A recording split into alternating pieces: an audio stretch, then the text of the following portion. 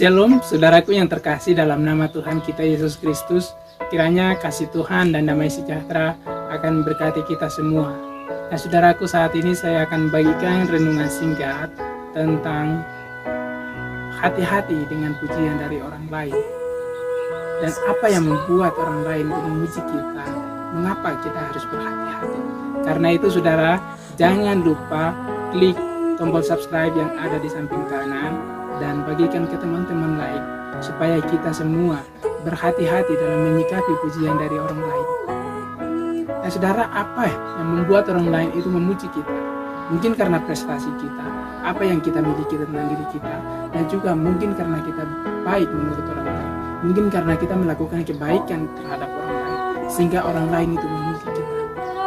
Ketika kita dipuji dari orang lain, kita harus bersyukur apa yang Tuhan berikan pada kita, dan juga kita harus bersuka cita tentang apa yang Tuhan lakukan tentang diri kita sendiri. Tetapi saudara, kita juga harus ingat bahwa kita harus berhati-hati tentang pujian dari orang lain.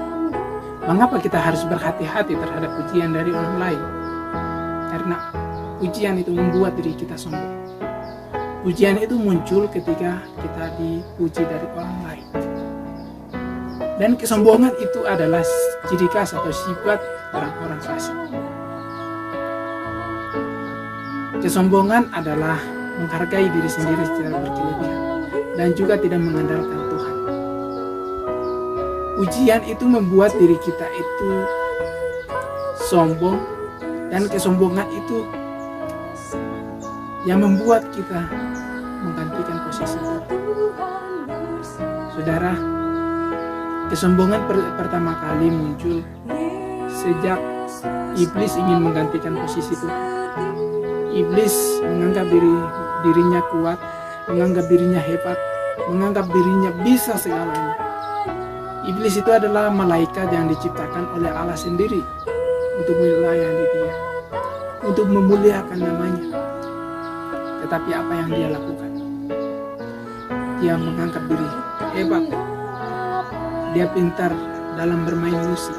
Itulah dibanding dengan malaikat-malaikat lainnya. Dengan situasi yang demikian, ia sombong. Oleh karena kesombongannya itu, Tuhan melemparkan dia. Tuhan menghukum dia dan melemparkan dia ke dalam muka bumi.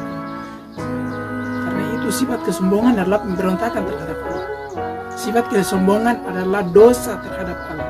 Sifat kesombongan adalah pelanggaran terhadap Allah. Saudara, kita melihat dalam cerita Alkitab, bangsa Edom memiliki kecongkakan hati, sehingga Obadya telah menubuatkan tentang bangsa Edom yang congkak hati. Mereka sombong terhadap saudara mereka, yaitu adalah keturunan Yakub. Siapakah keturunan Yakub itu? Yaitu adalah bangsa Israel. Bangsa Israel adalah bangsa pilihan Allah, bangsa keturunan Yakub. Tetapi bangsa Edom telah congkak terhadap mereka. Mereka menganggap diri mereka itu tidak bisa diserang dari bangsa lain. Mereka menganggap diri mereka kuat.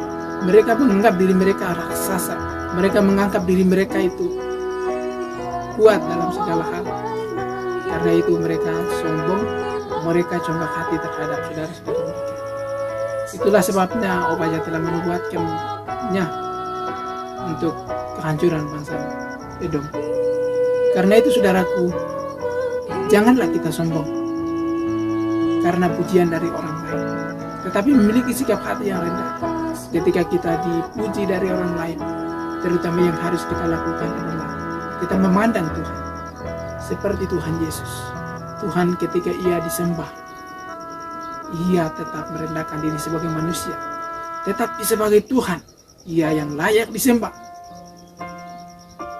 ia yang layak dipuji, ia yang layak ditinggikan. Karena itu janganlah kita menganggap diri kita hebat ketika kita dipuji orang. Janganlah kita menyombongkan diri tentang apa yang orang lain perbuat tentang diri kita. Belajar dari Tuhan dan merendahkan diri seperti Kristus. Saudara, mengapa kita harus berhati-hati dengan pujian dari orang lain? karena orang lain memuji kita dengan motivasi yang lain, dengan motivasi yang berbeda.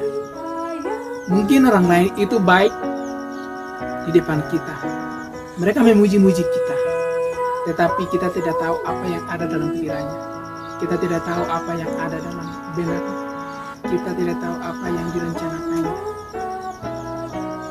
Saudara, kita melihat dalam kisah pelayanan Yesus, ketika dia masuk di kota Yerusalem, banyak orang yang memuji-muji dia.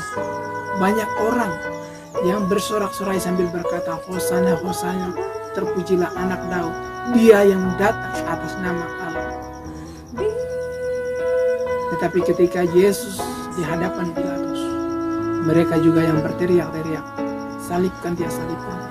Padahal sebelumnya mereka memuji Yesus, mereka telah mengangkat Yesus, mereka telah meninggi-ninggikan Yesus.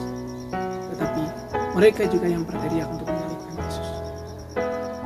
Kisah pelayanan Yesus ini menjadi pelajaran penting bagi kita, bahwa tidak semua orang itu memuji kita dengan motivasi yang benar. Tidak semua orang yang memuji kita dengan motivasi yang baik. Tetapi kita harus berhati-hati dengan menyikapi pujian dari orang lain. Saudaraku, mengapa kita harus berhati-hati dengan pujian dari orang lain? Yang ketiga adalah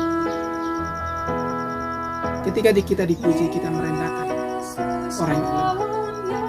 Pujian orang lain membuat kita merendahkan orang lain. Karena itu saudara, janganlah kita merendahkan orang lain atas pujian orang lain. Ketika kita dipuji dari orang lain, kita menganggap diri kita hebat, kita menganggap diri kita segalanya bisa. Padahal Tuhanlah yang bisa segalanya. Tuhanlah yang membuat kita menjadi sempurna. Tuhanlah yang membuat kita bisa segalanya. Dan segala miliknya adalah Tuhan. Segala sesuatu milik Tuhan. Karena itu saudaraku yang terkasih, kita harus memuliakan Allah karena Dia yang layak disembah. Kita harus memuji Dia, bukan diri kita yang dipuji. Saudaraku yang terkasih, karena itu saudaraku, memiliki sikap seperti Kristus yang telah merendahkan diri, yang telah berinkarnasi oleh karena kita yang lemah, oleh karena kita yang hina, oleh karena kita yang bobrok.